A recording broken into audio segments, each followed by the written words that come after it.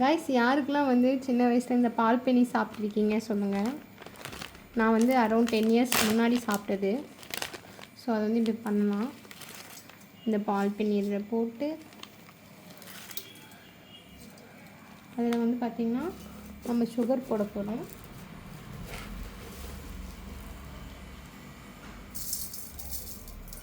மேலே ஒன்று போட்டு அப்புறம் கீழே கொஞ்சம் போட்டு கரெக்டாக 1 ஸ்பூன் அதுக்கிடையில் நம்ம பால்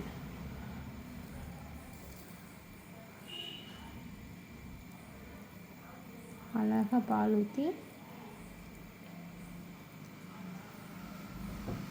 ஒரு 5 மினிட்ஸ் ஊற விட்டு சாப்பிட்டிங்கன்னா சூப்பரான பால் பெனி ரெடி ஆகிடும். யாரெல்லாம் சாப்பிட்ருக்கீங்க சொல்லி கமெண்ட் பண்ணுங்கள்.